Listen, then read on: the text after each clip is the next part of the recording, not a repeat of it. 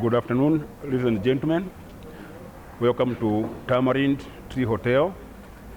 Today the date is 23rd of January 2026. We are assembled here for our 6th AGM annual general meeting for the Association of Hotel Professionals Kenya. We are here with my senior, Ambassador Mwakaisio, and other members who are already arrived here. We are welcoming you to this venue, and we are waiting. We have out of goodies, out of good things that we are going to discuss at the AGM, and now we are opening it officially in the next few minutes. So ours is to welcome you to this forum here, and we are going to do many things. We are going to interact, share ideas, and from there we shall make our association more stronger. Thank you very much. Who are the members of this forum? The members of this forum are professionals in the hospitality industry, mainly the hotels, and these are the members who are in the managerial cadre. And our purpose is to bring together all the professionals together, unite them under professionalism, and we're trying to make sure that this industry and this profession has its place in society. So give us a brief synopsis of the program. How does the program look like? We are currently now having our tea break and waiting for the members to come in. After that one, exactly around 2:30, we are going to have the AGM. After the AGM, we are going to have a plenary. At the plenary, there will be speakers from different categories, some of them from the academia, others are from the associations, other associations, trade associations. We are expecting to be graced by the presence of the TRA, Tourism Authority. They also be able to give a speech on what they do. The Minister of Tourism is also expected, plus many other industry players. And then thereafter, we are going to have dinner, whereby members are going to be awarded some awards that have been put in place. Thank you. Now, along with the chairman, we have Daktari. Yes, my name is Mwakaisio. I served for many years at Kenya Utalii College, starting as an assistant lecturer, and I rose all the way to the position of principal at Kenya Utalii College. And later on, I served as Kenya's ambassador to Spain. And even then, I had opened up my own school, the International Hotel and Tourism Institute. So all in all, I have served this industry for over 50 years. Now, pursuant to what the chairman here said, I would add that the formation of this very important association was actually long overdue. It was formed about 7 years ago, but it was long overdue. And I say so because in many other countries, especially in Europe, in order to serve in the industry, you have to belong to a professional association in this industry. But we took so long before starting that process in this country. And my desire would be to reach a day where anybody serving in the industry belongs to this type of association or this particular association, so that we ensure that the standards delivered by our young men and women or workers in the industry are to the highest international standards. And we cannot achieve it unless we have a disciplined association like this that ensures that the members who belong to it are upright, are people of integrity, and that they deliver the services as required by the profession. Yeah. That's really part of the training process, that the young men and women that we train in our institutions have to be made to understand that in the long term, it is in their benefit to belong to an association like this. Just to give you an example, like, for example, lawyers. Yeah, young men and women who train in law in universities ultimately end up belonging to the Law Society of Kenya, just as an example. And the same goes for the medical profession, like other professions like architects and so forth. Irrespective of where you train, you eventually have to belong to a professional association. Thank you very much, Chairman, Mr. Dr. Robert Kenywa. our ambassador. Thank you very much for that preamble. Ladies and gentlemen, we are now preparing for the annual general meeting at Tamarind, Langata Road, Nairobi. Good afternoon. Karibuni I'd like to take the opportunity to welcome you to the 6th AGM, Annual General Meeting of the Association of Hotel Keepers Professional Kenya. I'd like to start the meeting with a word of prayer, and I'll invite Madam Faith Chuma to lead us in a word of prayer. Karibu Faith.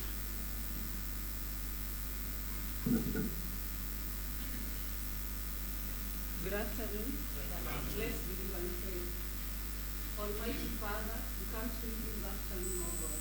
Father, we thank you for the enable us to you right now, O God. Father, we welcome your presence to this meeting, O God. For our annual general meeting, O Father. Father, give us more knowledge, open for us more wisdom, O God, so that we may be able to push legal innovation further, O God. Father, we thank you for you enabling us to meet again, O God. Lord, we pray for those who are still coming, protect them, O God, until we arrive, O God. Father, for those ones who are here, O God, will you open our innermost ear, O God, so that we can hear and understand and be able to engage, listen, interact, and come up with solutions on how we can keep on fighting for our association, Father. It is in the mighty name of Jesus Christ we pray and believe. Thank you, Faith. It's just right that before we start anything, I welcome the manager of Tamarind Hotel to greet us and to welcome us to this wonderful place. Karibu, Dr. Musala. Thank you so much. Good afternoon.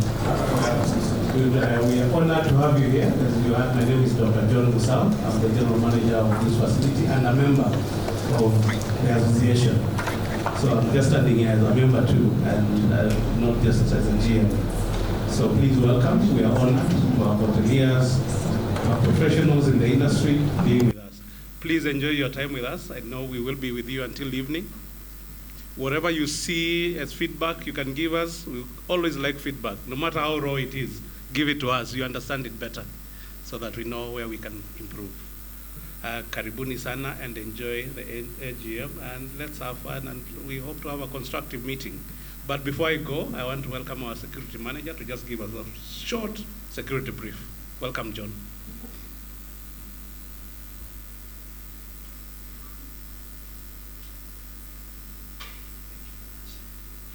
Good afternoon.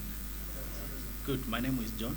I'm just named like my GM. I'm really privileged to be here with you, and on behalf of management, led by Captain, we call him Captain, Doctor, and the management team.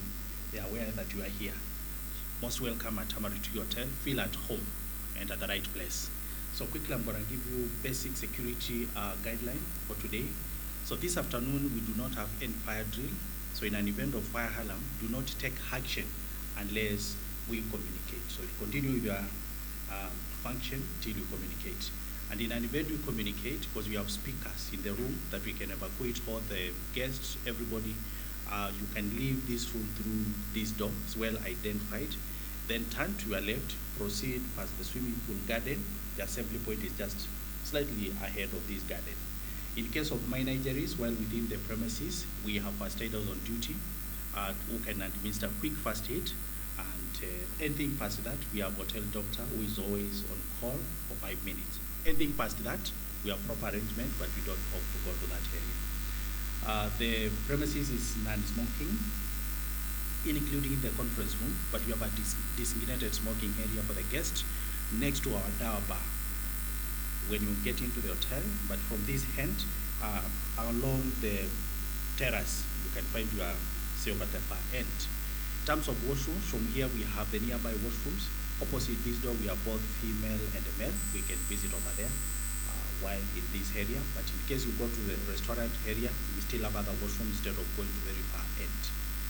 And that is the small brief that I have for safety and security. The area is safe. There is no cause of alarm.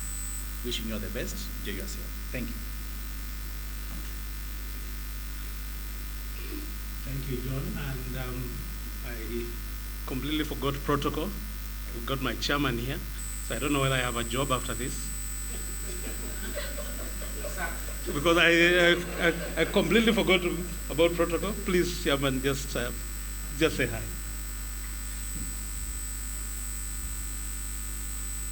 Thank you. Good afternoon, ladies and gentlemen. Actually, it's strange. You get delegation upwards.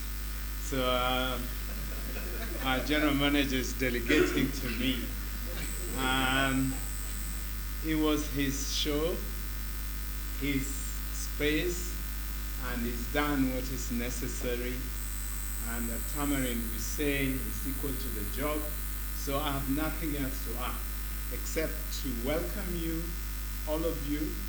I'm also a member like you are, and we are very privileged to be hosting you here, I believe, for the second time. So feel at home and wish you all the very best. I think we are all very fortunate that we have an umbrella body that brings us together so we get to interact. Thank you very much and have a very good afternoon.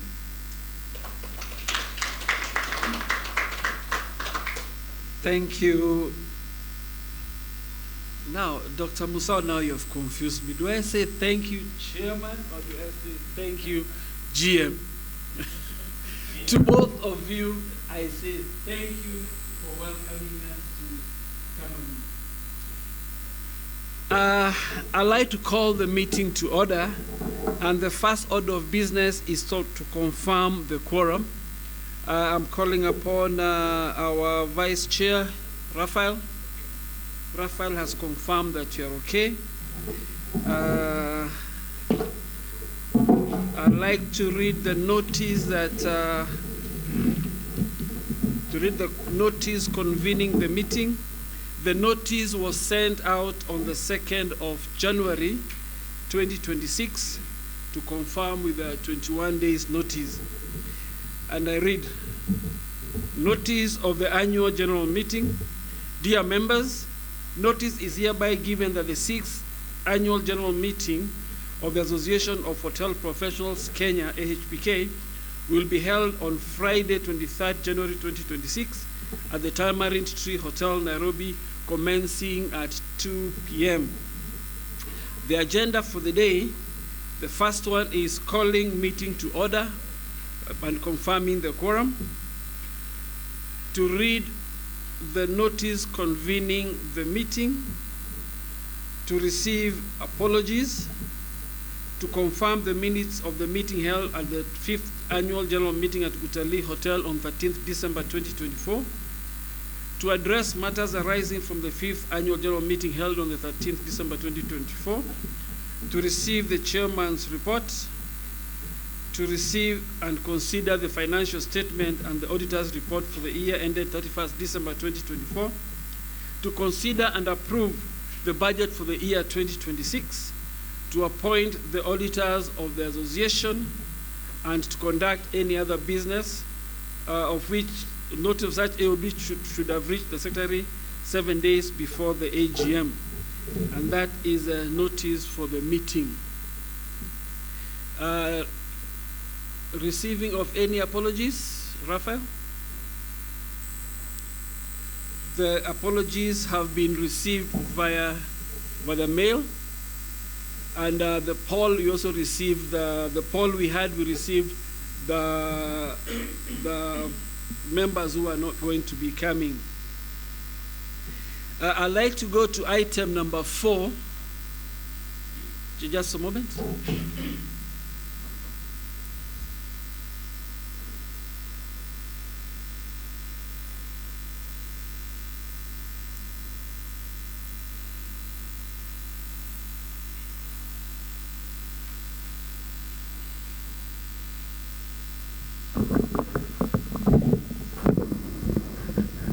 I skipped a very important bit, and bear with me.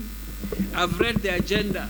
Is there anybody Who has got any other item that will be added to the agenda? Good. So can we have that as the agenda for the day? I'd like to have a proposer and a seconder to that agenda for the day. Proposed by Lumumba. Seconder. Somebody to second Lumumba. Has been seconded by Simiu. Mr. Simiu. Thank you to both of you. So recorded, Rafael? Good. So we can go to item number 4, where we want to confirm the minutes of the meeting held at the 5th annual general meeting at Utalii Hotel on the 13th of December 2024.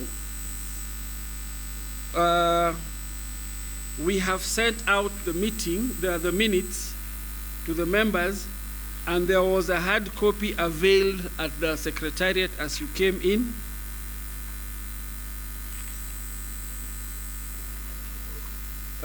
Proposal to adopt the minutes has been done by Mr. Charles Kinyua, to differentiate from Robert Kinyua.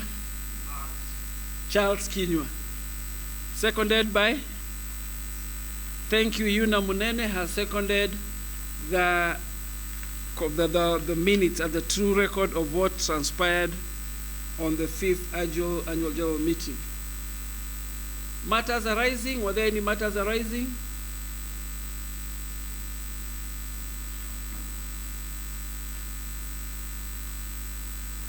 Rafael? Gitobi, you okay? No matters arising.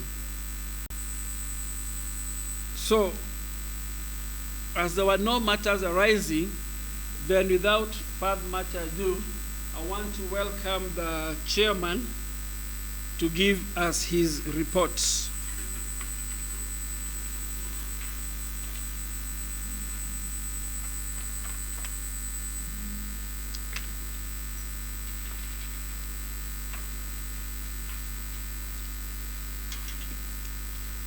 Thank you very much. Our secretary. Good afternoon, members and guests. I take this opportunity to welcome you to our 6th annual general meeting, which is being convened here at the Tamarind Tree Hotel along the Ngat Road. Today being the 23rd of January 2026. We are privileged. Can you hear me? We are privileged to have you gracing this occasion, and this is an occasion for the members of the Association of Hotel Professionals Kenya.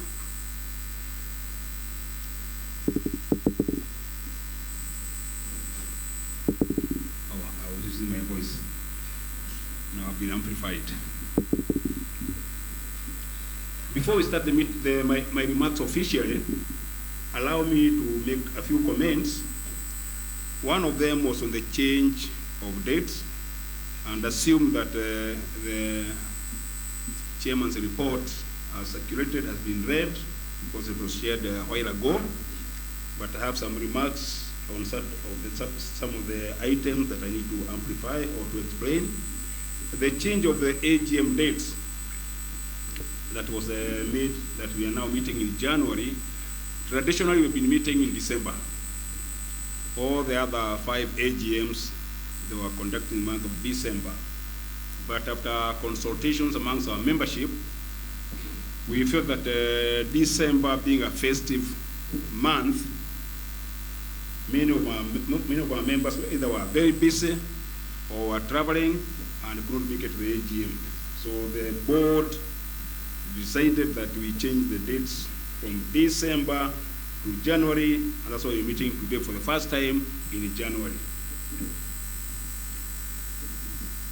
And this was also influenced by the fact that December, out of over 100 members, we had raised even 30 members. That's why we said we try January. On the second part of it is that we have had some unfortunate instances where we lost our members, which we are calling transition. I'll be asking members to be upstanding so that collectively we can mark a 1 minute silence in remembrance of the following members who have since departed. We had in 2023 Godfrey Karume, who was an honorary member. In 2024 we had Obadiah Otieno, who was a full member and a vice chairman. Last year we lost Ms. Joyce Minor, who was an honorary member.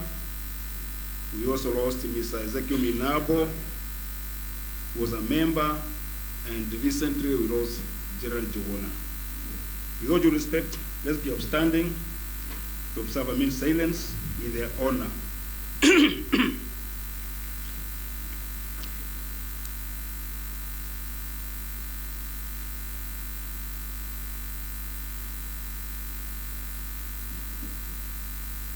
May be seated. Before I leave this item on transition, there has been a concern. The hospitality industry is known for its vibrant social fabric. We are very friendly people, we interact very well, but from our distant observation, when our members departed, or when we lost our members, this kind of interaction that we might know in the industry was missing. And this will be a subject that will be discussed here at the forum. What do we need to do to change this scenario whereby one of us departs and we are thinly found to console the family, or we are not even there? All the 5 members, with the exception of Obadiah Otieno, who was a vice chairman, the representation of the industry, I'm not only talking about the profession, but the industry in general, we had very few members who came to console with the family. And we thought we will need to address this issue at this meeting, because it's not fair, it's not right. Other professions, they go there in dozens. In fact, space is normally the issue. So that one will be addressed as we move on. On membership, currently we've got 103 members. Last year we had 100 members, so we only retained 3 members. There has been an issue, and the members, the way they are is that 103 are full members. We had 10 honorary members. We had 5 student members, giving it to a total of 117 members. Among the 117 members, we had 16 of them who are fellow members. Fellow members are the ones with the scarf that I'm wearing here. However, last year, not much activities were noted in terms of member recruitment. And this is another area that we need to address, where there is member apathy or member recruitment apathy, because if we go by the past years, at least every year we used to recruit as many as 20 to 25 members. But last year, we only had 2 members. And there will be reasons why we felt this was happening. One of them was the lack of a regulatory authority requirement that one has to be a member of an association for you to work in this profession. In other professions, you have to be a member of an association for you to be able to work in that profession.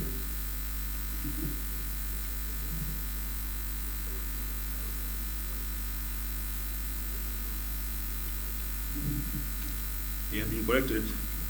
What we are hearing here, these are fellow members. The white one are for the honorary members. That's why you may see some are wearing scarves that are red. These are called fellow. Those who are wearing white, they are honorary members.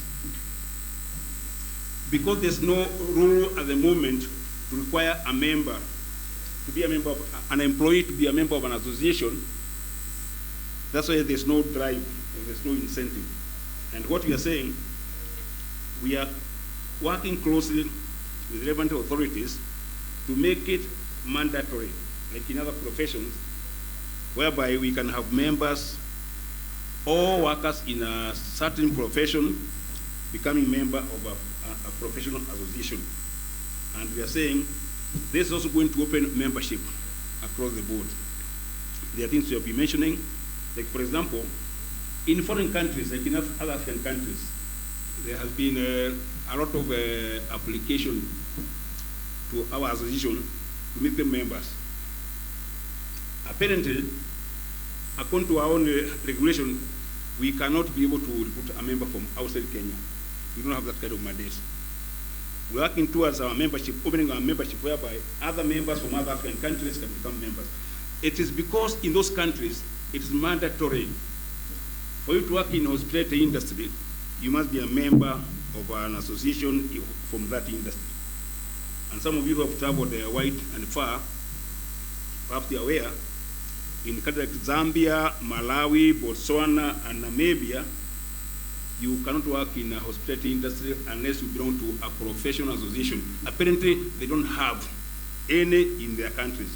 So they come to Kenya. When they go to our website, they find the HPK, but now HPK is not allowed or cannot be able to recruit members from outside the country. So we shall be addressing this issue of foreign membership because it is important that we have members who are beyond our boundaries. We last year informed members that we are working towards having an umbrella association or umbrella body because like when we looked into the market or into the industry, we found there are more than 10 professional associations, each one representing a section of the hotel. Like now we have HPK for the management cadre. We have one called Women in Tourism, where Jane belongs. We have one for the chefs, another one for the housekeepers, another for the finance people. All these are within hospitality industry. And what we are saying, you can't have 10 purporting to speak for the industry, because even the person who is going to listen to them will be fatigued, will be tired.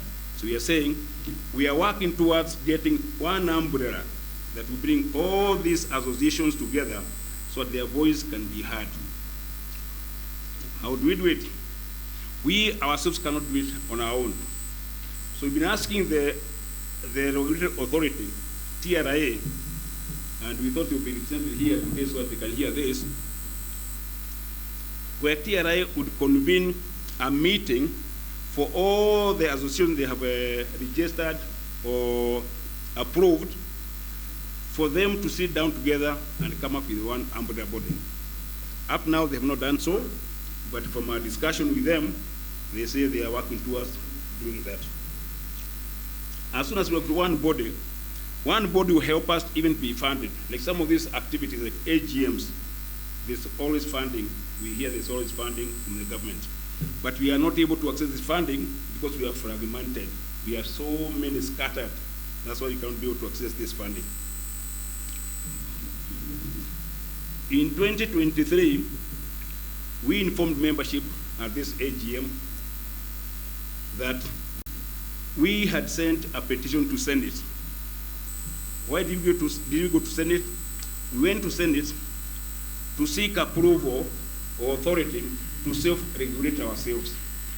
Because currently, as much as we are saying TRA is the regulating authority for the professional, for the industry, more so they do the establishments. But individuals, they may not have the capacity to regulate the individual professionals. So we sent a bill, we sent a petition that will become a bill, and this is called the Hospitality Professional Bill 2023. Apparently, we have been told it was tabled in the Senate, it was debated in the plenary, a lot of amendments were made on the floor, and in fact, Senator Mungatana from Tana River is one who tabled the bill in Parliament, and one of our members had been invited by the committee to discuss this bill. And one of the things we are devised to do, if you seek to have a bill enacted to cover certain profession, it has to be wide. Wide means the coverage must cover a bigger population.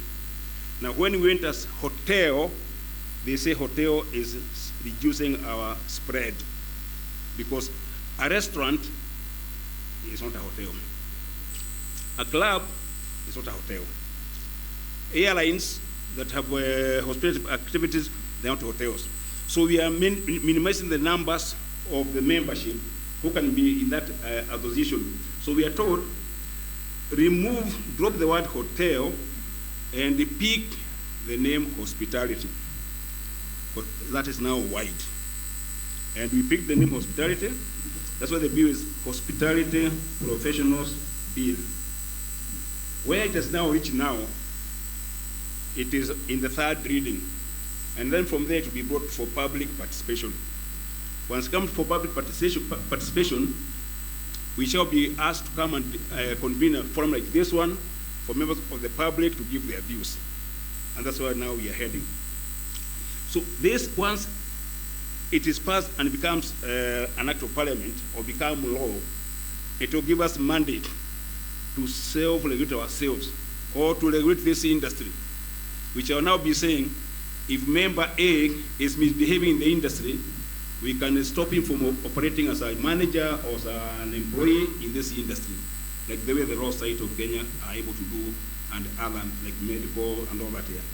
Currently now, if we have an errant member amongst ourselves here, we can only lament and maybe complain, but we have no mandate to do anything. In fact, even as we're talking now, even the TRA may not have that mandate to stop that person from working.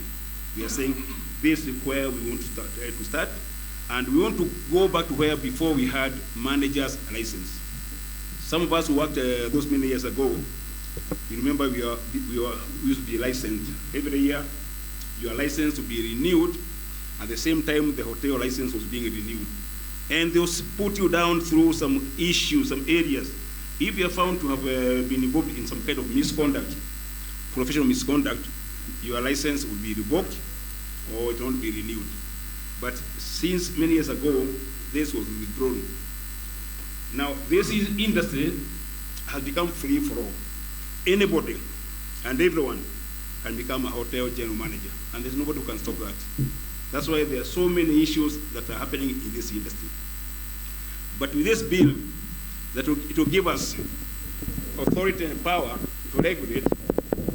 We shall be the one to be saying, if you are misbehaving, involved in professional misconduct, we recommend you don't operate in this industry, or if you have a license, we have this license revoked. On networking, again last year we informed the membership that we have been invited by United Nations World Tourism Organization to become an affiliate member. And we are very excited, very, very excited, that it was opening doors for us to go to the world. Apparently, one of the requirements was to pay a hefty joining fee of 950 euros and an annual subscription of 2,500. The two figures equivalent is 500,000 shillings. Now, the challenge is our associations don't have the funds. So we lost this opportunity. It just went. And we had been issued with a letter approving our membership. Imagine where it would be if we had had this money. We had no money because our association has been struggling financially because some of our members have not been paying their subs on time. And because of our limitation in our spread, out of activities could not be done. But we are working towards that, and maybe as we move forward, we are going to change this situation of financial dependence on member subs. Because the minute you depend on member subs, if members don't pay, then you are grounded. So we want to go into other commercial activities that will be able to bring funds to us. But the chance of becoming a member of UN or WTO, that one we lost. Unless now we apply again if we have the money. On the association calendar of activities, last year, again, we went low, or slow.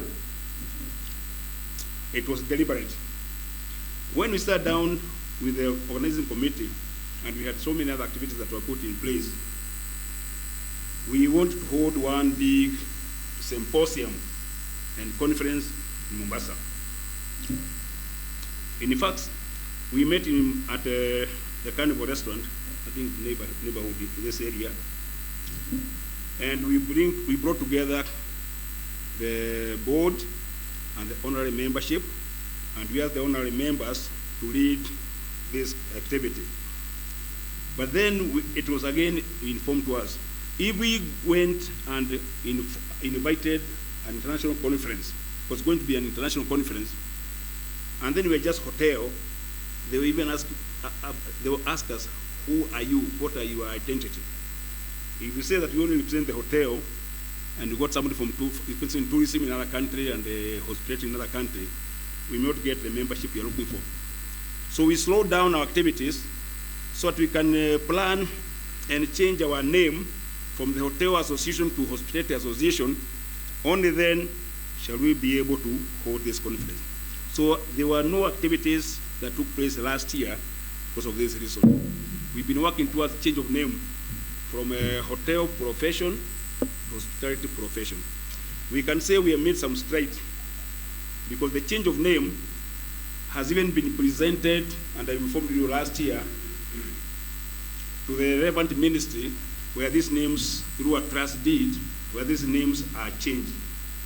And currently, what is holding us from now being approved to use the word hospitality is, again, they came and said, you needed to have a physical address. Now, because of the financial challenges, we don't have an office for the association. We've been hosted by somebody. So we don't have our own property or plot that we can quote a plot number. And you know we can't go and use the host plot number to be like our plot number without their approval. We never knew that this was going to be a challenge until recently. But what we did, because we have not yet been able to have our office and our physical address, we went back to the same host and requested, can we use your address for purpose of registration? And the request was granted. So as of now, we have returned the document back to the department that was going to authorize it. Now using the host's physical address, and hope that now by the next month or 2 months, we shall be able to use hospitality. Instead of being called Association of Hotel Professionals, it will be Association of Hospitality Professionals. Once we get hospitality, we are good to go. We shall go wherever, because now it will not be limiting us. So that explains our inactivities for the whole of last year. But this year around, once we get this document, we shall now try to recover what we have lost last year and work with more vigor so that we can move forward. To strengthen the association, we came up with a proposal to have an advisory committee made up of our honorary members. We wanted to give them their space to be able to oversight what we are doing and using their experience to guide us. And we came up with a committee that is headed by Ambassador Mokai CEO. And for those who know CEO, he is the longest serving principal and CEO of Kenya Utalii College. Mark, note that. And the chairman and founder of IHTI, which is International Hotel and Tourism Institute, and a decorated hospitality trainer internationally. These ones I Googled, so don't ask me where I got it. You know, now with Google or AI, you have everything. It's a decorated, you see, decorated. You see, and is internationally. He's known internationally. So even by being there, the name of utalii is up there because anybody who talks about CEO must talk about the 25 years plus that he worked as the principal of Utalii College. And I can see in the other lectures there, they are consulting. He is assisted by Mr. Gerson Misumi, again from the Google, one of the most respected hospitality experts in sub-Saharan Africa. This is from an article from Alumni Voices, September 13, 2020. So it's not my quotation, I quote from somewhere. And I have to quote where it came from. He's a graduate of Utalii College, MA 71, worked at the college as the head of administration. If I'm wrong, you tell me, but I know I'm not wrong. Before joining the famous Carnival restaurant as GM for many, many, many years. He later transitioned to become the group MD for the Tamarind Management Limited, and later rose to the position of group chairman of the Tamarind Management Limited. He currently serves in the advisory board of the Strathmore School of Tourism and Hospitality. That is Mr. Isumi. If I'm wrong, you can see me behind the tent and correct me. But I Googled. Then we have Mr. Stephen Kamoyo, who is right here. He was the longest serving group operation manager of African Tours and Hotels, and later became an MD of the same company. The African Tours was then called the Jumbo Hotel Chain. He has since managed various hotels as MD and consultant. What I didn't write here is that Mr. Kamoyo was my boss for 16 years.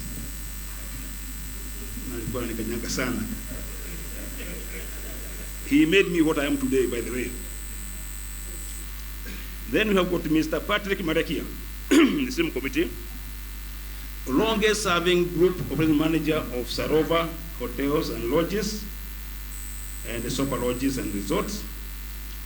Patrick's career extends beyond Kenya and was at one time managing hotels in Zimbabwe and here locally in Kenya. We didn't say where he started because he has worked at the Hilton, he worked at Serena. I think he has worked in almost all hotels. Panari, where haven't you worked? And he was my director or my employer when I was managing Whispering Palms for 7 years. And he was a tough operations manager, but a person whose the quality and the professionalism was close to his heart. If you're looking for professionalism, don't go very far. These are the gentlemen seated here who will be able to tell you what professionalism means. And that's what is going to bring our association to the next level. If we stick to professionalism, we do about this part. We don't promote ourselves or whatever. But if we uphold professionalism to the letter, it will be very far. Then we have got Dr. Moses Mericho. He's a long-serving lecturer at Kenyatta University. He just retired and has been a consultant in various areas. And then lastly, we have got Professor Charles Musioki, former principal. Hey, there are many principals of Utalii. Mark, another principal is there. Former principal of Kenya Utalii College and director of KWS. Musioki was our guest speaker in one of the AGMs, and he has a lot of insights about this industry. He knows this industry like the back of his hand. This committee is the one that we have asked, requested, please come and take over the advisory role of this association as we're moving forward, even moving internationally, because anybody anywhere in this continent, when they hear the names of these people I've mentioned, they will know they are talking to professionals or they're talking about professionals. We as the board or the committees, we shall be doing the groundwork. But the think tank will be this group. So it was a recommendation that last year, but now it's going to be like a resolution, because we are going to ask the members to endorse this resolution so it can be embedded in our constitution, that now we have got an advisory board to steer the association to the next level. And maybe, Secretary, you can come and assist me, because now you need to get a proposal and a seconder, because this one is a resolution that we have to pass. Mr. Secretary? Okay, after I finish, you come and ask that. On training, we have not been keeping quiet. We have learned that training is continuous. There's no limit to training. And we encourage our managers and our colleagues, keep on improving your learning skills, either through MDPs, upgrading your papers. Some of us came from a diploma at Utalii College, which was a very good diploma, by the way. We were able to upgrade to degree. We went again and upgrade to masters. We only got stuck somewhere called PhD. We got stuck somewhere. And because COVID came and cut our energy and all that, but we are still there. In fact, somebody called me doctor. If you hear people calling me doctor, it's not misplaced. I'm an aspiring doctor, because I'm a PhD continuous. Until it is terminated by the university, I'm still going to be a doctor. So doctors who are in this house, pray for us and give us more encouragement, so that you can also join you as doctors. So for training and training others, we've come up with a very strong team, headed by Mr. Mwangi. Mr. Mwangi, just stand up for what we're doing. Mr. Mwangi is a long-term lecturer at the Kenya Utalii College, and now he's a lecturer at the IHTI. And anybody who wants to be trained, who has been trained in the front office, administration, he knows Mwangi. Mwangi has been joined by Raphael. Raphael is our vice chairman, operations. And also we had Dr. Muchai from Kenya Methodist University. The three of them are the ones we have put together to come up with a training program and a curriculum.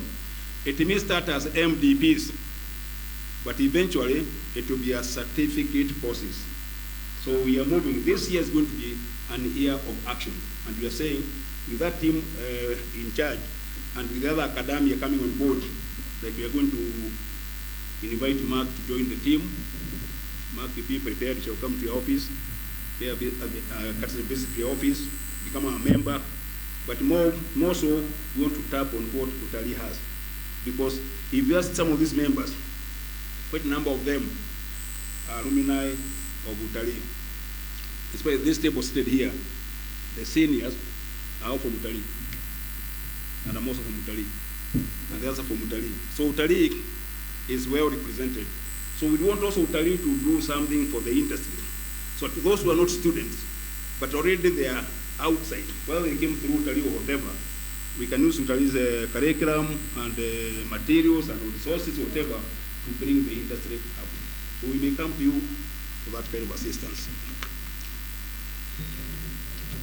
Before I finish, I want to mention two items. One is leadership of the association. If you look at us, and you've been attending our AGMs, the same faces. At one time, we will have to hand over. We tried last year to invite members to come and take over. A few members showed interest. None of them ever attended even one meeting of the board. I'm not saying we are tired, but always getting new energy, new ideas, new somebody else. We don't might be elevated to join the advisory. Then we leave some other people also to steer the association to the next level. So we're asking membership, please take interest in the leadership of your association, because somebody may have sowed the seed to be part of mbegu. Somebody must cultivate, water it, and make it to grow to maturity. that person is amongst yourselves there. We have done our bit. We want to be assisted. We may be having ideas, but we also have got maybe better ideas. Finally, I want to mention about representation. When we are required to give our expertise by the various government bodies and corporates, we are invited and we are physically visible. And when we go to these forums, we do speak and we share our views and all that. And our members are talented and they have a lot of skills and we speak out.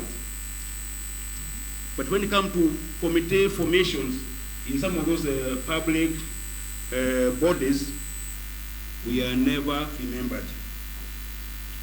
And nobody has ever come to us saying, now because you people represent a very important portfolio or other sector in the hospitality industry, we are going to nominate one of your members to sit in this board.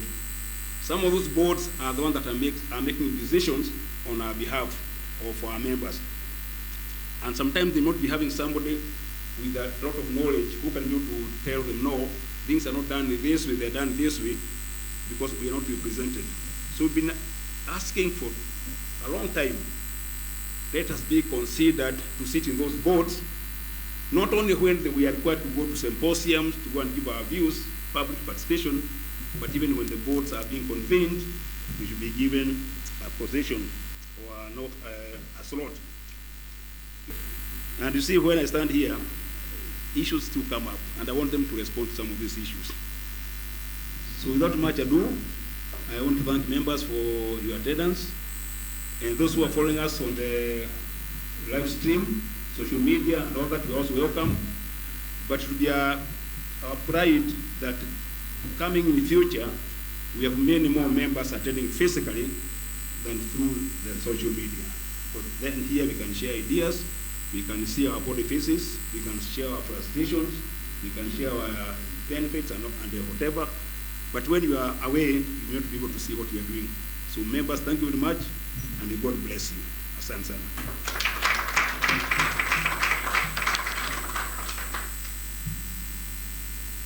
Thank you, Chair, for those many remarks. I'd like to invite our treasurer to give his report on the finances. Oh, sorry. Can we adopt the chair's report?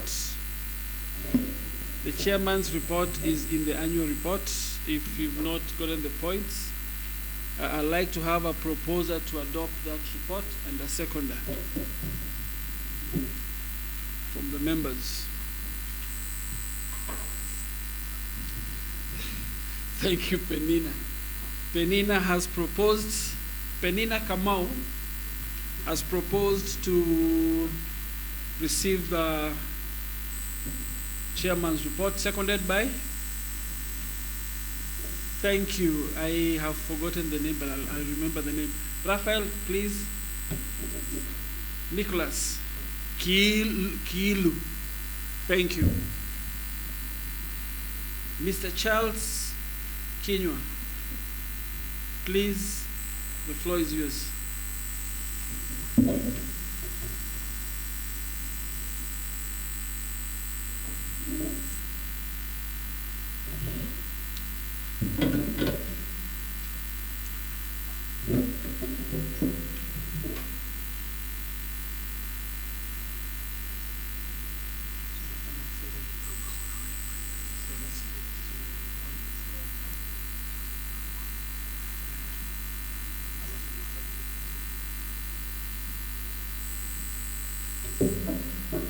Good afternoon, ladies and gentlemen.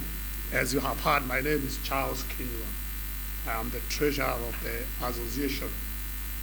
For a start, I'll first of all invite our auditor to give us the audited report and to confirm whether we are on the right track or we have not kept on the track. Welcome.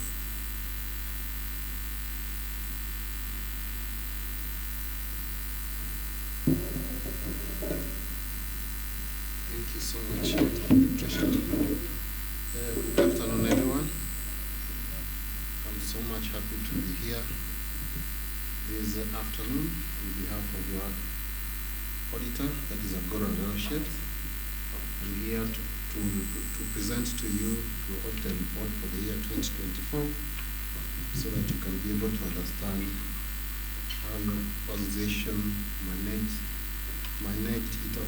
its affairs in the last 1 year in 2024.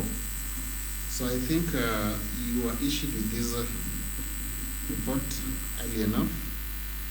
So I'll not go through, I'll not read everything that is contained there, but I'll just focus on the main financial statements and then read the auditor's opinion. I think that one will mark the end of my presentation.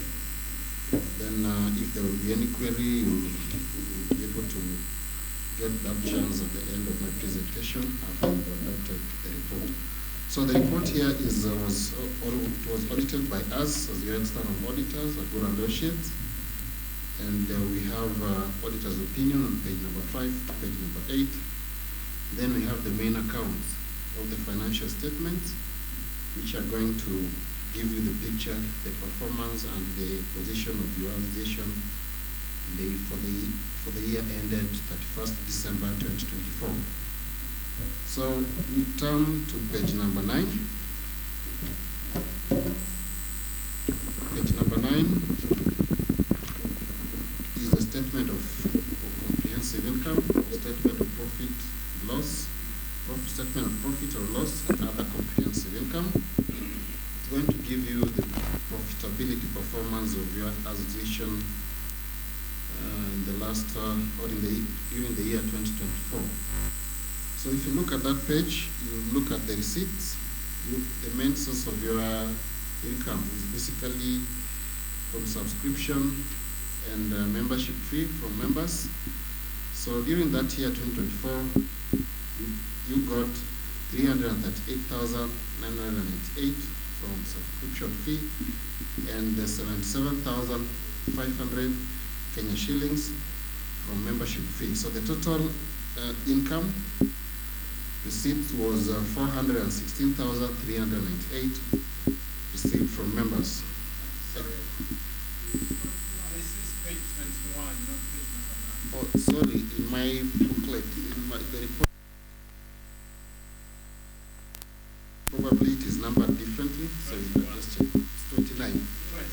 21. Okay, so page 21, if you have the booklet, so you look at page 21. Okay, that's fine. So that page 21 is where the performance is. So the receipts we have seen is 416. Okay, so let me use the booklet.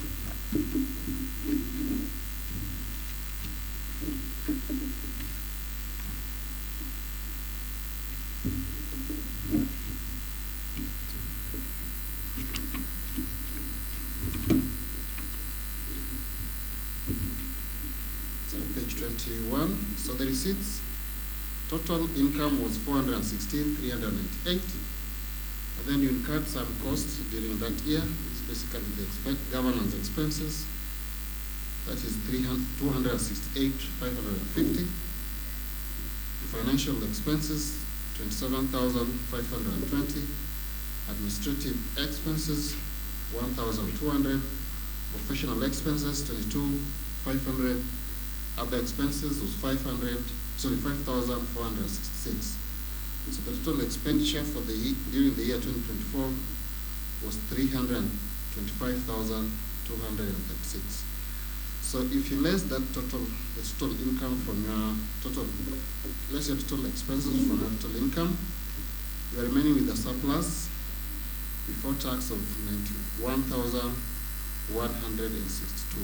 The slight decline from 97,000 in the year 2023. Income tax expense is 7,349.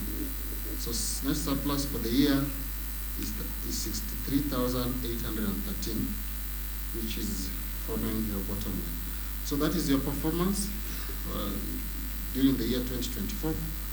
There is income 416, expenditure 325, giving you a net surplus of 63,813.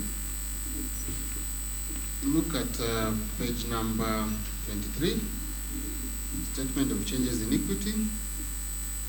Basically, the reserves, the equity of organization is the reserves, the return surplus, and the revenue reserves. So the upper part, we are seeing that the revenue reserve has grown to 808,446. So that is the equity of organization, which is basically generated from the retained surplus of the previous operation and the current year 2024. So that is the equity of the organization at the end of the year 2024. And lastly, I read the balance sheet, which is on page 22. Statement of financial position. So the assets of the organization are as follows. Cash and cash equivalent, of number 9, was 114,605. Receivables and prepayment, these are debtors, page number 10, 721,734. Property, plant and equipment, that's number 11, 21,865. So the total assets of the organization has grown from 779 to 858,294. Liabilities, that is payables and accruals, of number 12, 49,849. Equity, that is basically the reserves, 808,446 at the end of the year. Total of liabilities and equity, 858,294. If you compare the two figures of that page, which are underlined, that is the total of assets, the total of equity and liabilities, they both read 858,294. So that is the position of organization, the financial position of organization at the end of the year 2024. Those financial statements were reviewed and again approved by those board members. That is the chair, secretary, together with the treasurer, and the date indicated there. So members, those are the main accounts which are giving the picture of how your organization performed in the year 2024. So after that, the auditor has expressed an opinion in the affairs of how you manage your organization. So the auditor's opinion is found on page number 17 to page number 20. And I think in the interest of time, I'll not read the entire opinion. Sample the first paragraph, the third paragraph, not the first paragraph, page number 17, and again the last paragraph of page 20. So the first paragraph there, opinion, the title is opinion.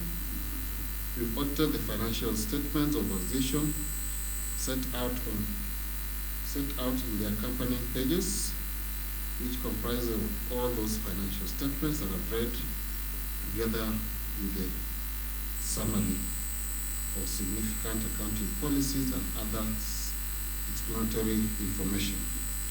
In our opinion, as the auditors, the accompanying financial statements give true and fair view of the financial position of the organization for the society as the end as of 31st December 2024, and of its financial performance and cash flow for the year then ended in accordance with National Financial Reporting Standard and the Societies Act. So members, based on the books of account that we were provided with, together with all the explanation that we got, we believe that the financial statements that are presented here to you, they give the true and fair view of the financial position of your organization at the end of the year 2024. The books of account met the accounting standards. They also comply with the statutory requirement. Last paragraph on page number 20. Report on other legal and regulatory requirements. As required by the Statistics Act, report to you for the financial statement and in agreement with the books of account kept by the association, and that based on our audit, nothing has come to our attention that causes us to believe that the execution of the site of business has not been conducted, one, in accordance with the Act, second, in accordance with the objectives, bylaws, and any other resolutions made by the members during the general meeting. His report was approved by CPA Liners. His practicing number is 2225. So members, that is basically the opinion of the auditor or associate after auditing your books of account and being satisfied with the audit evidence that we are able to gather during this engagement. So we also have other pages of that report which you can later on be able to just understand. They contain some very crucial information. So page 16 is a statement of management, the board's responsibility. Then we also have summary of account of the figures which I've read. That is on page number 15. And then we also have page number 14. That is the report of the directors. Lastly, page 13, other organizations information which I think is also important for you. I think that is all I have in my presentation. I will respond to any query after you adopt the report. Otherwise, we appreciate, as you are auditors, I will appreciate. We are hopeful that we continue with this partnership. Thank you so much, members. We really appreciate it. Thank you.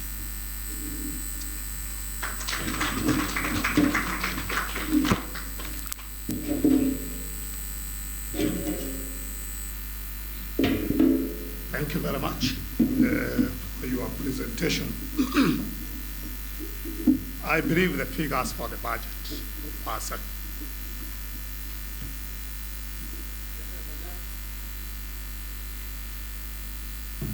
Adoption of the auditor's report.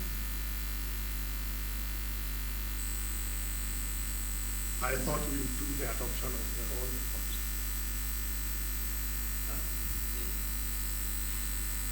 Proposal to adopt the report.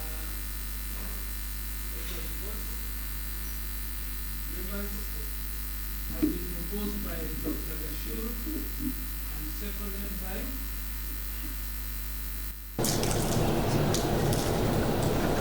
members. And the members showing some doubts, but they don't want to support it. Thank you, Mr. Simin. Proposed by Dr. Gashuru, seconded by Mr. Simin. Thank you. Back to you, Treasurer. Yeah, thank you. Let me take a short walk with the proposed 2026 budget. As you can see the figures look much better than what we had in 2025, which is well corresponding with the statement the chairman's report showed that this year will be a year of action. And at this junction, because you all have the figures with you, page 27. Income and expenditure budget here ending 31st December 2026. Are you there? I believe I've gone through the figures.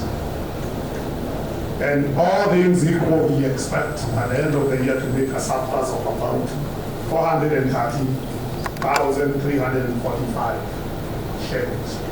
And at this juncture, because the auditors have shown interest to be our auditors next year, I'll ask the auditor to walk out, then we can discuss.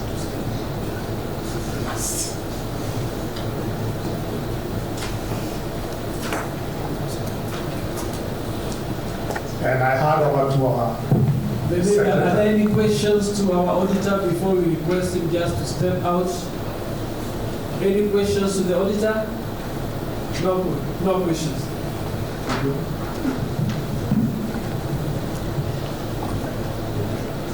The budget for the year 2026. Proposal for the same. Proposed by Nitobu. Proposed by. There's a question from Sospita before. There's a question from Sospita. Yes, sorry, I'm a meeting where this is the first meeting. Item number 3, other incomes. Yeah. Yes. The training and symposium program. Yes. There's some income derived from that. Sorry? There's some income derived from that. Yes. That was That is for next year. Yeah. It is for next year. Yeah, you haven't. So how are we going to deal with that? I just wanted to know about that. We're gonna Like the chair had said, we as an association want to carry out some training to the members, and the members will be paying for that training. And then we also propose that we hold a symposium where we are going to invite the various organizations to come and portray their wares and will pay us for those stands that we're going to be having. That will become something.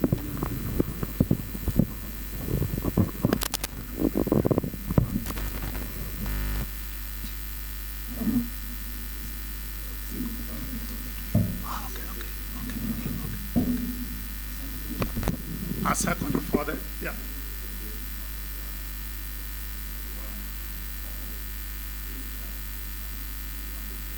The question is from the income of the previous year to what you are looking at. Is it that too ambitious? No, it is not. As we said, in our last years, we have not engaged in training and holding a symposium. And I believe even a one-off successful symposium and it will bring enough funds to boost our peace. And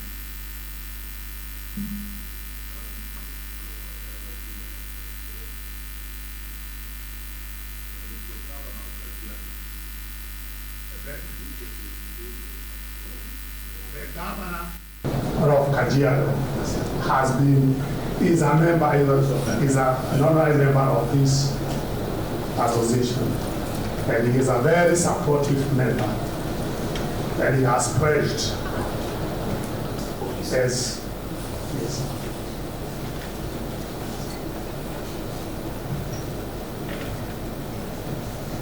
I have a question. Before we approve the budget, we are relying on subscription from 64 members. Is that the position? And we want to recruit 15 more members.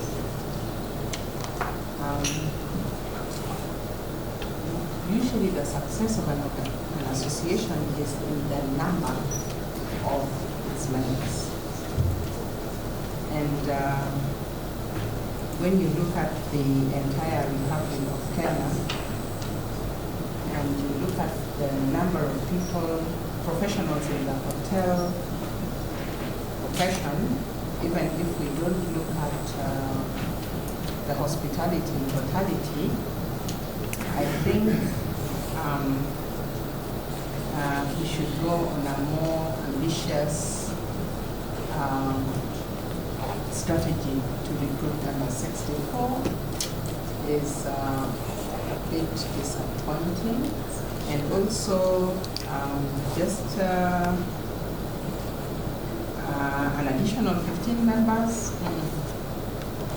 Thank you very much for your concern, and we do agree, and I also agree that we can do better, but we need, as you heard the chairman say, we also need the general members themselves to preach the good deeds the association is called. Otherwise, if we rule it, we have only given this projection because as of late, or as it now, most of the communication for the members to join, from people to join as members, has been left to the board. And the chairman is even saying in his report that people were called, members, current members were called upon to join the board and the committee. And none of the ones who showed some interest, they have never attended any meeting. So as a challenge for all of us, I would say that we need also to participate in impressing on the members. The people who are not members with us, and they are professionals in the hotel industry, so that we can increase the numbers. Otherwise, as our figures, we have assumed that the trend will be the same, that the board members and the other committee members are the ones who will do the donkey job of recruiting the members. Yes, sir.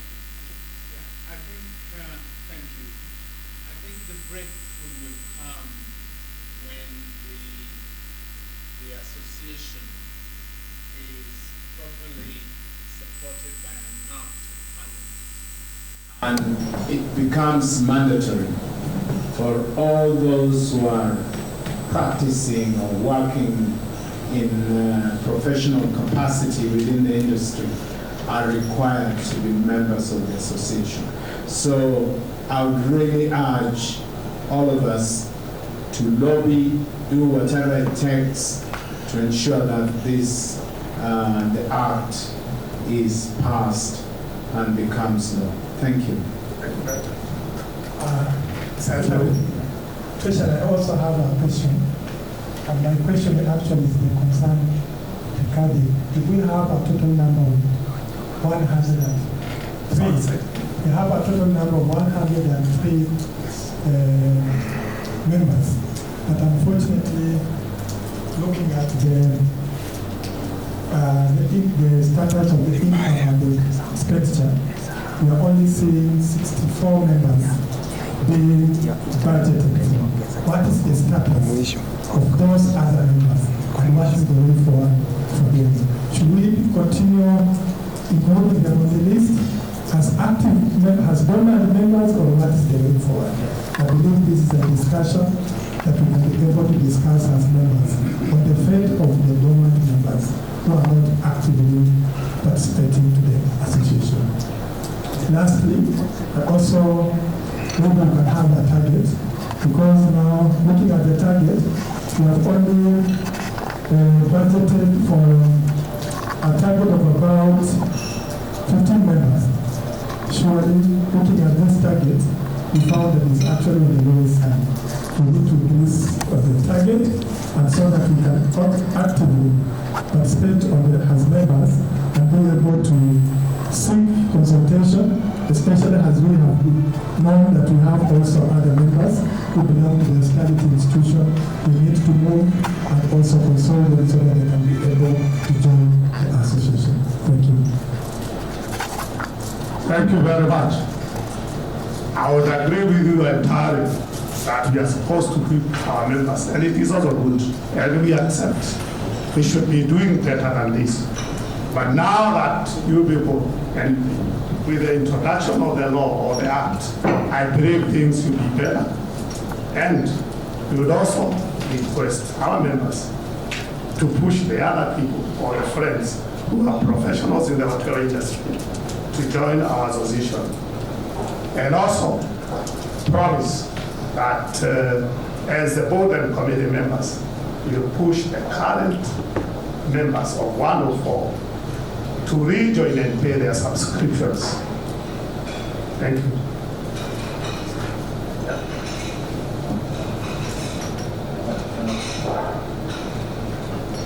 Yes, thank you very much. First of all, I agree with the idea that once we get the association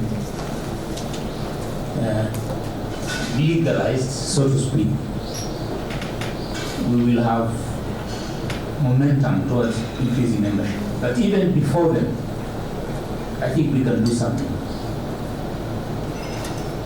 For instance, We have here the principal of Hotel College. And we have here the principal of IHTI.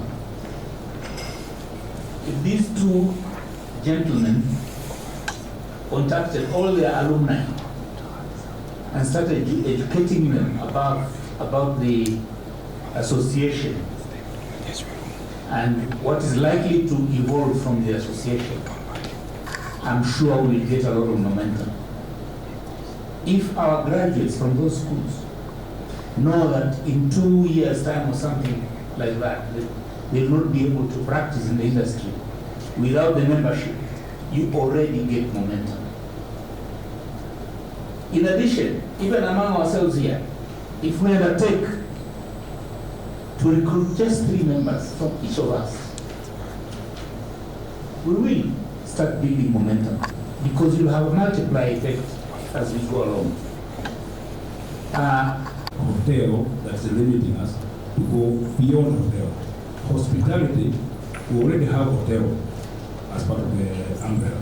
Then will be the other hospitality activities that are there. So the minute we get the name hospitality, the net is open. We shall be able to recruit more and more people.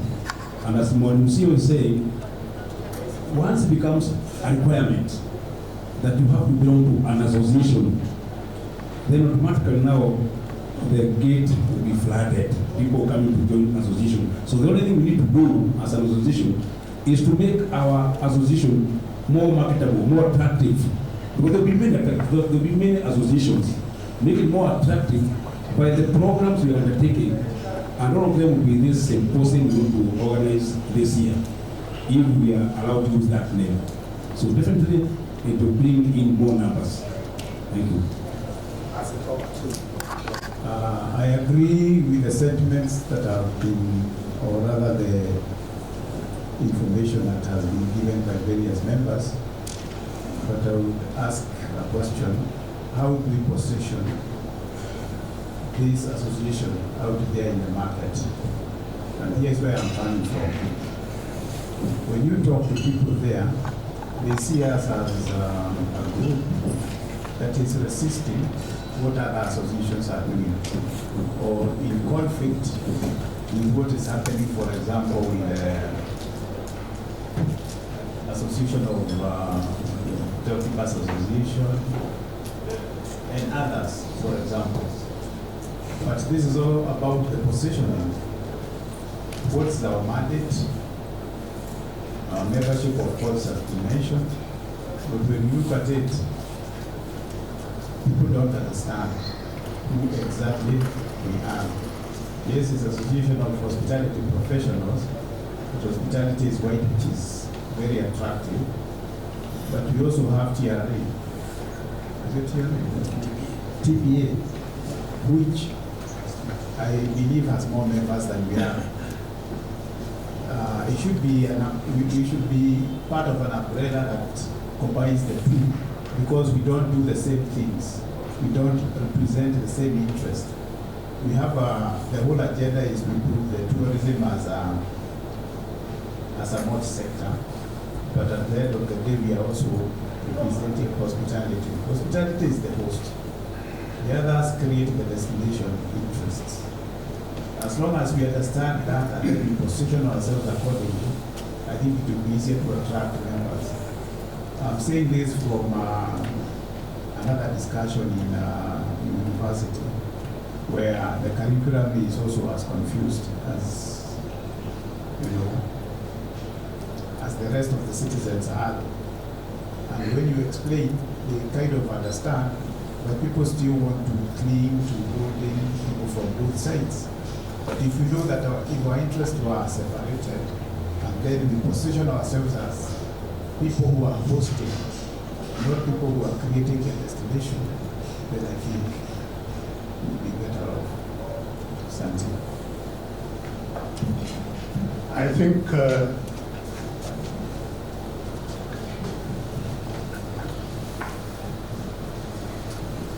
thank you. Good afternoon once again. I'm glad that a legal framework is underway. However, when you look at associations that you are required to belong normally offer a professional curriculum. So you must sit those exams, and you pass it in order for you to, of course, to be a member. And then we also offer continuous professional development. So if we want to have a niche, I think, or if we want to be a niche, that is the direction that we should be looking at, because you can't force people to be members, and yet there's nothing to ensure that they show some professionalism in the profession. So when you look at the doctors, the lawyers, the engineers, accountants, surveyors, architects, they have some continuous professional development. Thank you very much. That is a very good input. And as we said, that is where we are heading to. And we mentioned that we will do the training and we'll be giving certificates for growth. And then we also be able to take a position when somebody does not live up to the set standards, such that somebody claims to be a unit manager or professional in the hotel industry, but they are not delivering services as per what is expected. Because if you go to a hotel whereby the manager comes in and just says the management reserves the right of admission just because a guest has complained that the fish I got was not well cooked. That is not, because there is what we call a gap between the guest perception and the management perception. The management, you think that they are delivering a superior service. But what of the guests' expectation? So you need to cover up that gap, and you only cover that gap by putting yourself into the position of the guest and the sentiments they have already sent, and then breach up the gap. And that also can be helped by training, which we intend to carry on. Thank you very much.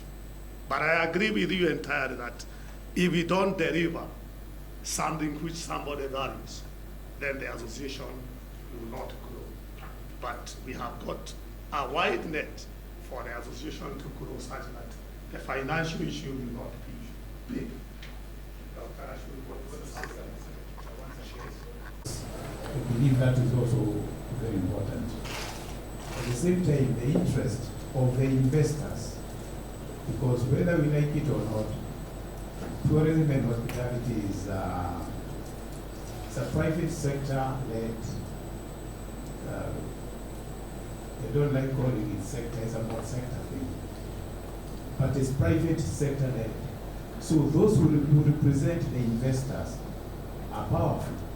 And I'm not saying they are above what we are trying to achieve, but you'll be more recognized an association that is representing professionalism, because they are bringing in money, they are bringing in employment, they are coming with a kit which is bigger, much, much bigger. Actually, if it was not for them, tourism would not be there. So those associations that represent the investors will always have a bigger say. But if they see that we are coming at an angle of helping improve the professionalism of the trade, then that becomes easier. So a strategy has to be found which is going to be seen not to be conflicting with the same interest that they are representing, but one that is complementary. So yes, it is good, but I do not think it will succeed. If we think that we are going to set standards, it will not succeed. We have to start slowly until we are accepted. Because we are I'm not being a pessimist. I'll ask one of the members, because we are all members and our interests are the same, to maybe comment on what you have said, because we shall engage the TRA. That is the legal position, and we also need the mandate from them. But I'll ask Ambassador anyone. Yes. Thank you very much, Charles. Thank you. last year in January, I think it was 24th of January,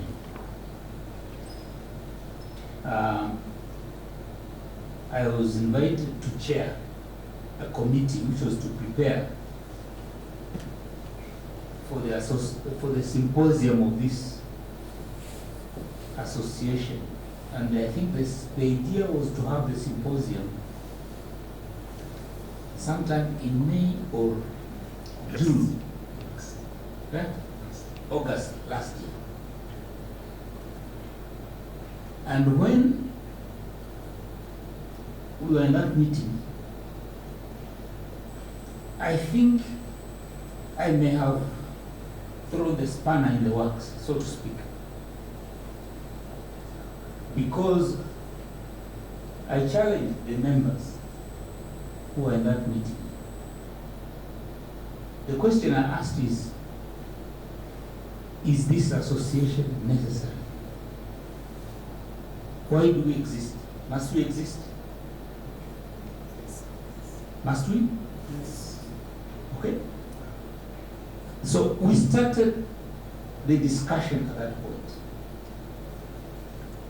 And I said, we must position ourselves in such a way that we are seen as complementing rather than duplicating or replacing other associations in the industry, namely whether it is Kenya Association of Hotel Keepers, Tourism Professional Association, etc.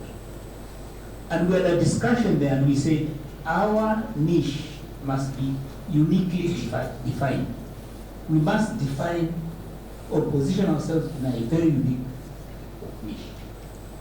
And finally, everybody agreed.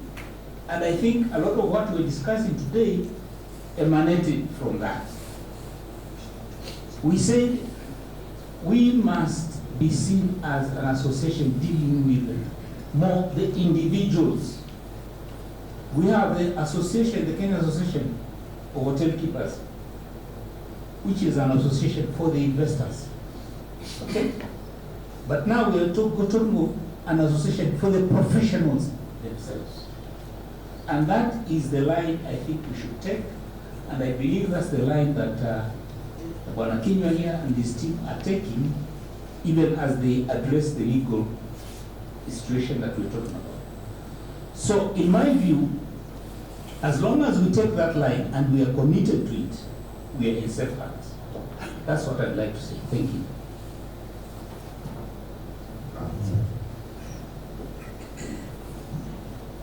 And I may add to add what Betty said earlier on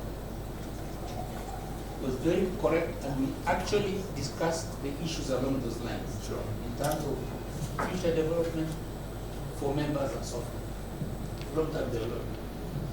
Yeah, thank you very much, Chairman. I think I just want to add my voice to this discussion in the sense that this is a membership association.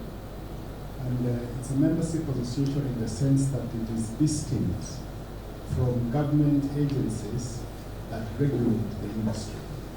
And I think we need to look at it from that perspective so that we are able to draw a very clear line between what the agencies do. So the way I see it as a hospitality or hotel professionals association, it's a membership outfit. And its purpose, of course, is to regulate the industry, to set standards, to develop a code of conduct, and so on and so forth. And that distinction, I think, is going to be very critical as we go forward, so that we avoid a situation where we appear to be duplicating what other institutions do.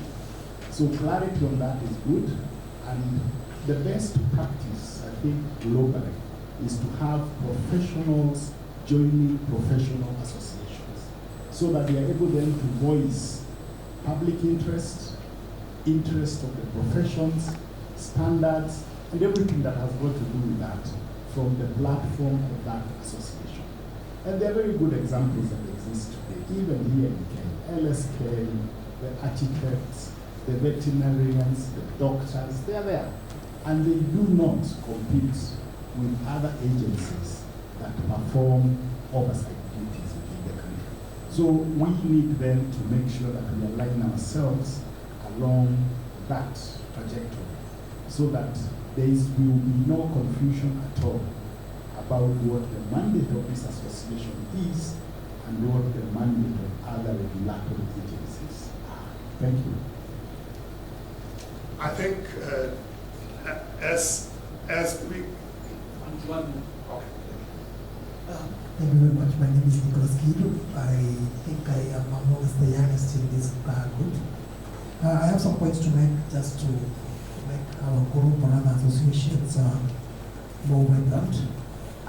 Today I was having a lot of knowledge that I just sitting here, and I could make a proposal that we may adopt either half yearly newsletters or quarterly newsletters for the rest of the team to just know where we are, so that people can feed the pipelines of the community of the group. I think I joined the association last year, and from my observation, we tend to keep quiet in the group for some good time. So I would wish, if it's possible, we can do maybe a newsletter quarterly or rather 3 times a year, just to make us know what is happening on the association. The other thing I would wish, Bwana Kinyua, you made a very good representation. But one of my observations is we are all professionals and we want to keep the professional, moving forward. And from my observations, there are a lot of schools which I would wish we can find a way of recognizing who is practicing, or rather giving us the human resource part of the field.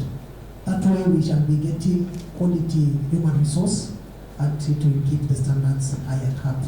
Because if I wake up today, I just open a school, I will find someone doing hospitality, catering, whatever it is, but the curriculum there is not the standard we expect in the field. So I would wish, if possible, that can be proposed to the TRA. There was one time I went there and I challenged them through that. The other thing I would say could be part of us as professionals is the development of the facilities. Most of the times you realize you are coming in when the facility is already done. So this developer, as you say, sir, trusted the engineer. Then you find you have like 120 rooms and the kitchen is more than this room. So you find yourself not incapable. Then when you start pushing to get another kitchen, rather bigger kitchen becomes another story. So I would wish if part of it we can be considered when TRA, I told TRA when I was there that you guys, you ought to be giving approvals of the plans or whatever is being done on the ground before it is started. And I asked them, if possible, you can get that professional person who feeds the heat when the rubber meets the road. Because if you get 200 rooms and you have this size of a kitchen, rather than the store is this size, that's something which will be a challenge for you all to. Thank you. Thank you very much for everybody for the participation. But what I just suggest, let us first of all have somebody to second my budget. Then we can have other presentations at the plenary and the inputs. I believe the secretary has put in all the notes, and you call for a meeting to discuss all those points, and you come back to you people, and possibly not call for a meeting, a discussion meeting, so that we can get the input of the members, not of the AGM only. Thank you very much. Somebody to second the budget.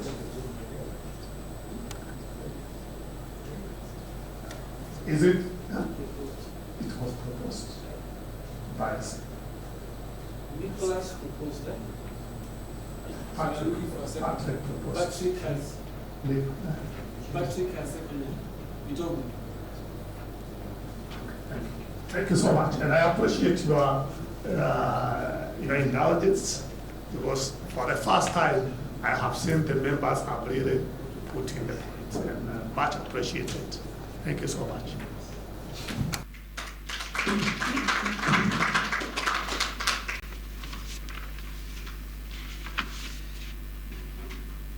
You know one thing, members, I've come to see this a lot with a lot of accountants.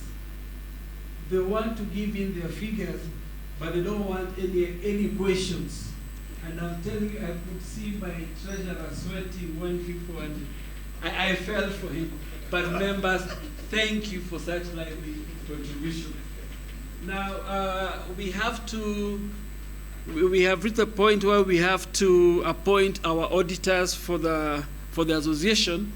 The Agoro members still want to continue doing our audits, and I'd like us to, they have shown interest in continuing, and if you want them to continue, we can propose.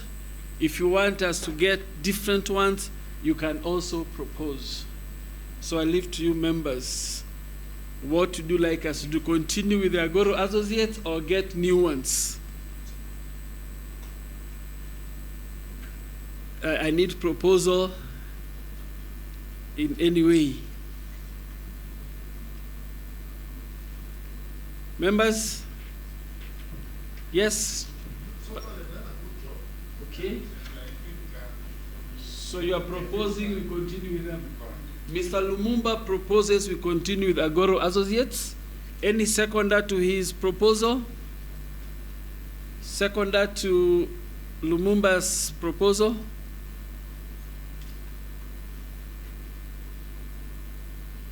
Thank you, Madam Makawiti. Betty Makawiti seconds that proposal. Now, members, there are some resolutions that the board has come up with, and you like the committee, the members of the association to adopt the proposed as resolutions.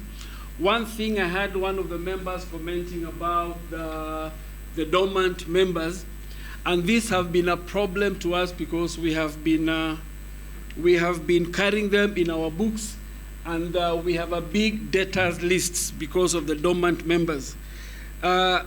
We are proposing that we stop billing the dormant members so as to control our debtors lists. That is one of the resolutions, and if it's adopted, it will stop the debtors growing more.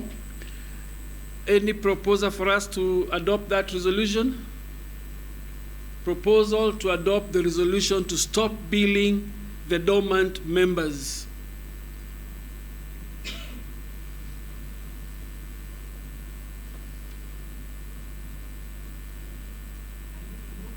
No, we are not removing them. They're in the books. So they'll still be there in the books. What about recovering what they owe? I don't know. Maybe we should ask a lawyer to guide us on that, because they're dormant. They have not been active at all. They joined when the association started, then they stopped participating. They have not been paying their annual subscriptions. So you find that somebody has got a balance of over 33,000. Now trying to recover that becomes, I don't know, maybe lawyers can guide us on that. Call back the accountant who can maybe assist us. Yes, Mr. Sospita?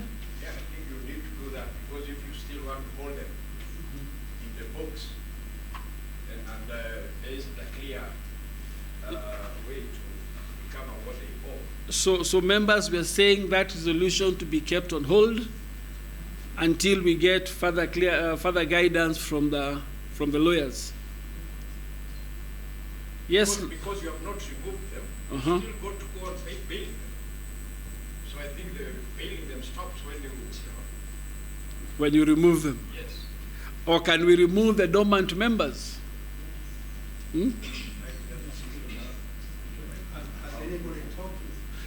Yes, we have talked to them. We've talked to them, but they have been non-responsive.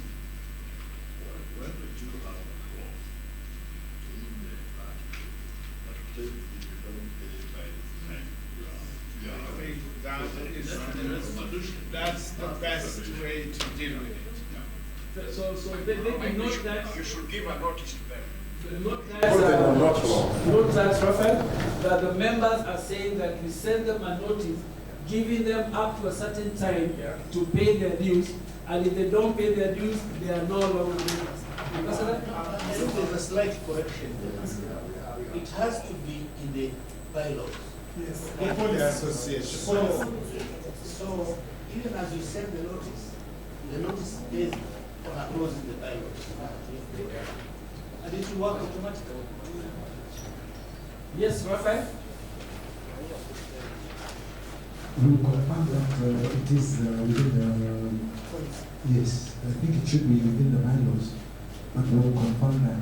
And if that is agreed that if it is within the bylaws, then we should be able to carry forward. What if it is not in the bylaws? Then we should amend. How do you deal with this situation? Then you deal with this situation, and yes, it should be in the bylaws. So, Secretariat, you hear what the members are saying. If it's not in the bylaws, then we have to amend the bylaws before we enact that clause of stopping the dormant members from being there. I think so that can is. we agree that then we have been given the mandate to amend this so that we can be able to remove those members from here on? The AGM adopts that we should be able to amend that so that we can be able to remove those that are there. I think that has been, the members have agreed on that. Thank you. So note that, because that's what we're going to be working on in our first meeting. The second resolution, again, is to do with the debtors, and we are requesting that we be allowed to write off the dues for the deceased members. Some of the members still had some pending dues, and we cannot just write them off until the members allow us to do so. I'm hereby requesting that we be allowed to write off the dues. And if propose, thank you, Lumumba, propose that we write off the dues for the deceased members, seconded by Sospita has seconded that. Thank you, Sospita. The third but not least resolution is something that the chairman talked about, and that is the advisory formation of an advisory board to advise on the running of the association. This, we already put a board in place and they have been assisting us, but we had not brought it forth to the members. We are doing so now, and we are asking for adoption. I can see the heads are nodding, but nobody saying I propose. Thank you. Betty proposing, Lumumba secondly. Okay? The next thing I'm supposed to do is conduct any other business.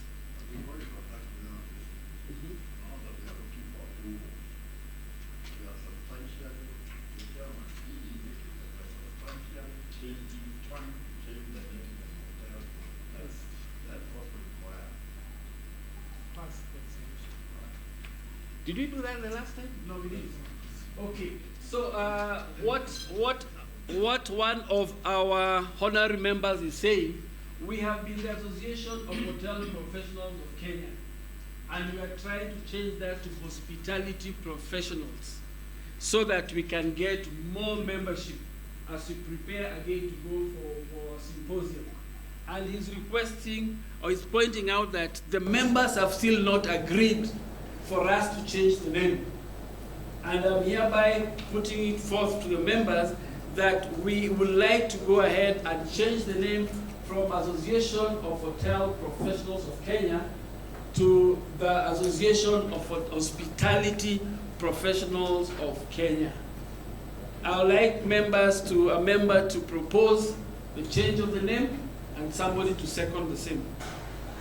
Proposal from the members. Thank you, Charles Kinyua, seconded by Dr. Muchai. Thank you. I think that there's something that, we are saying doctor, then when am I going to become a doctor? I am going to work hard, and before long I'll be Dr. Mwangi. Or Professor Mwangi. Inshallah. Thanks a lot, members, for your time. I'd now like to call upon the chairman to take over the next session. Asanteni sana.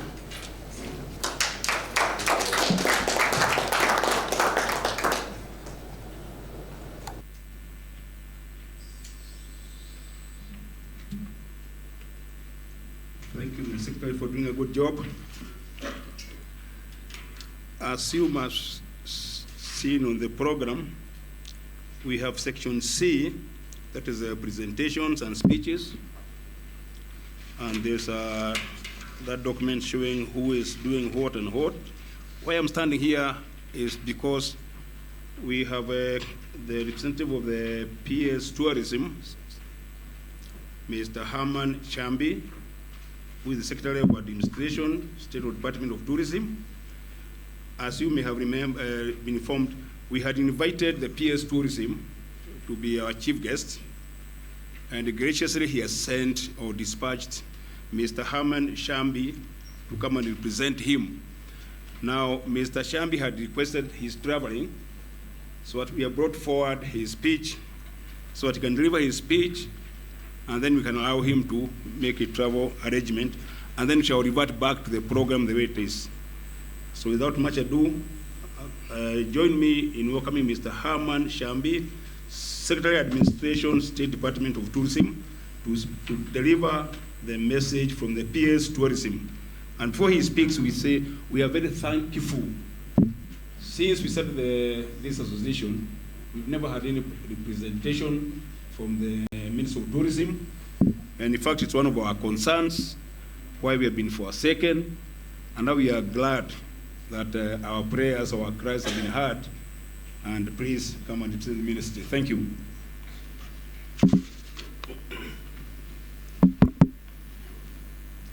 Thank you very much, Mr. Chairman, the Chair, board members, and the entire AHPK fraternity. As we've been told, my name is Herman Chambi, Secretary Administration, State Department of Tourism, standing in for Mr. John Oroltua, our PS Tourism, who is away in Spain for official duties.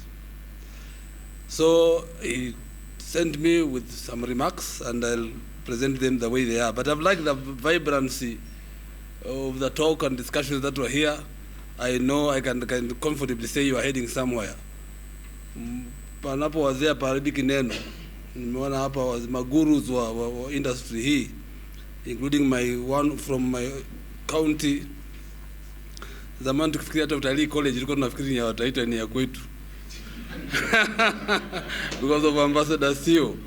For many years, God naona hii ni mali ya kwetu sisi. Yeah, so you are in safe hands.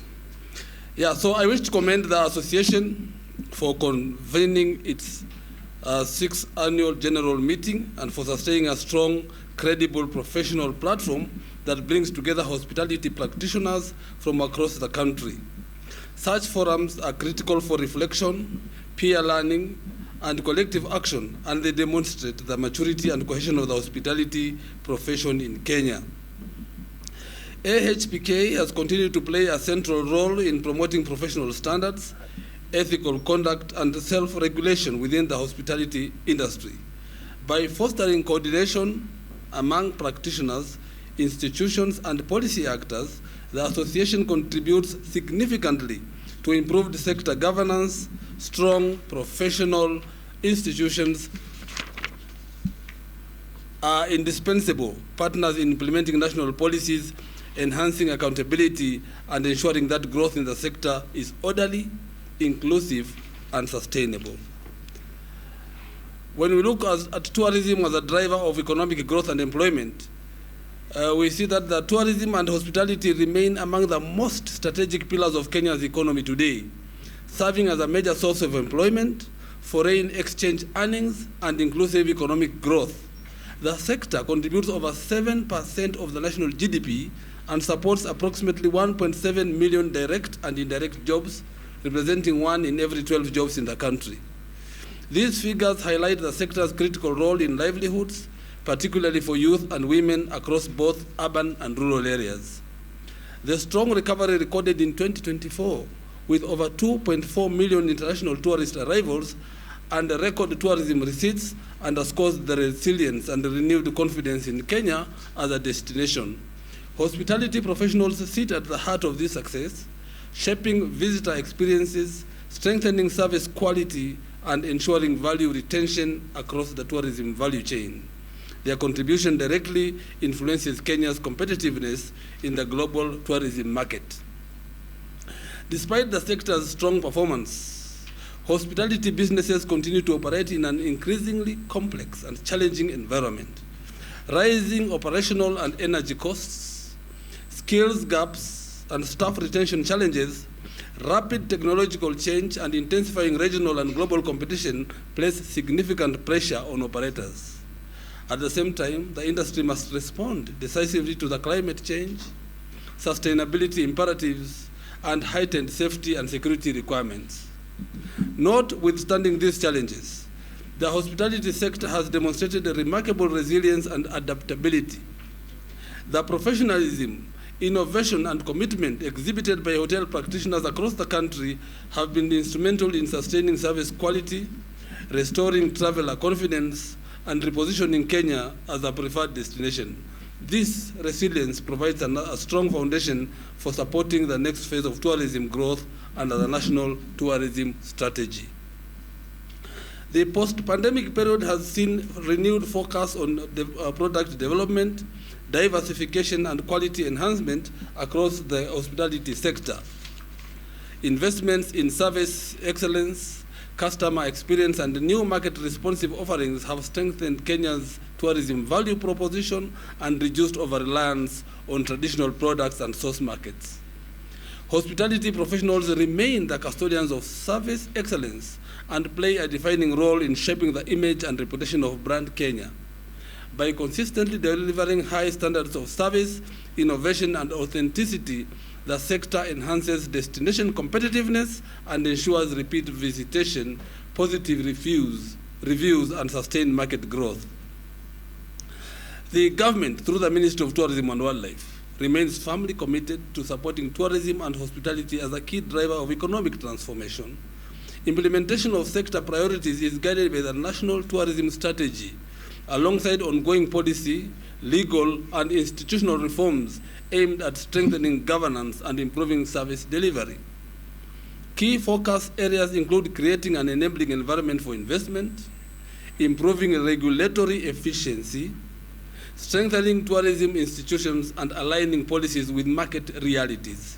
The ministry continues to work closely with industry stakeholders to ensure that policy interventions are informed by data, evidence, and practical industry experience, thereby enhancing their effectiveness and impact. Human capital remains the most critical asset in the hospitality sector, with the skills, professionalism, and service quality directly influencing competitiveness. Continuous professional development, industry-aligned training, and skills upgrading are therefore very essential to sustaining growth and meeting evolving market expectations. AHPK plays a vital role in advancing professional standards, certification, mentorship, and career progression within the industry. Particular emphasis is placed on youth skills development, decent work, and the creation of clear career pathways that attract and retain talent, enhance productivity, and support long-term sector sustainability. Digital transformation is rapidly reshaping hospitality operations, marketing, and customer engagement globally. From online booking platforms and data-driven marketing to smart hospitality solutions and automation, technology adoption is becoming a key determinant of competitiveness and efficiency. The sector is encouraged to accelerate digitization across the tourism value chain, leveraging technology to improve service delivery, operational efficiency, and market access. Embracing innovation will not only enhance the guest experience, but also strengthen resilience and responsiveness in an increasingly dynamic global tourism landscape. Sustainability is no longer a peripheral consideration. It is a core business and policy imperative for the hospitality sector. Environmental stewardship, responsible resource use, and climate action are essential to safeguarding the natural and cultural assets upon which tourism depends. Priority areas include energy and water efficiency, waste reduction and management, adoption of green technologies, and promotion of local sourcing. Integrating communities into tourism value chains enhances inclusive growth while strengthening destination resilience. Sustainable practices are increasingly linked to competitiveness, investor confidence and long-term viability. Strong public-private collaboration remains central to achieving the objectives of the National Tourism Strategy. Government, industry associations, investors and professionals, development partners and others must continue to work together to unlock investment, drive innovation, and address shared challenges. The ministry values AHPK's role in policy dialogue, workforce development, and industry advocacy, and remains committed to structured and continuous engagement with the sector stakeholders. Such partnerships are critical for aligning priorities, mobilizing resources, and accelerating sector transformation. As AHPK deliberates during your annual general meeting, there is an opportunity to review progress, identify emerging priorities, and align future interventions with the National Tourism Strategy. Effective implementation, monitoring, and continuous learning will be essential to sustaining momentum and delivering tangible outcomes. The Ministry of Tourism and Wildlife reaffirms its commitment to partnership with AHPK and the wider hospitality industry. Our shared goal is to build a resilient, sustainable, innovative, and globally competitive tourism and hospitality sector that delivers quality jobs, inclusive growth, and long-term prosperity for Kenya. Remember, tourism is the smile of the nation. Utalii ndio utabasamu la nchi, ndio utabasamu la taifa. Others kama ni agriculture mpaka uende shambani, nini na nini, education mpaka uso, lakini hii baada ya mambo yote sasa ni kupumzika. So tourism is the smile of the nation. Help us accentuate the smile to become more visible, more sweeter, and infectious. Thank you so very much.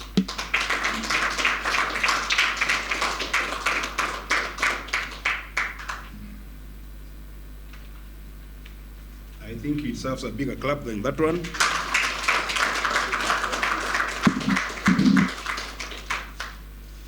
And he has defined tourism.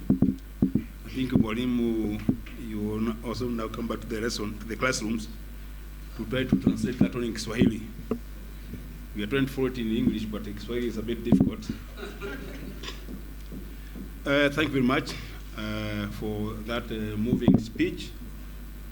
And we want to send you back to the PS with our appreciation that indeed we are humbled and touched, even by the fact that even being out of the country, he's been able to send a very able officer to represent the ministry.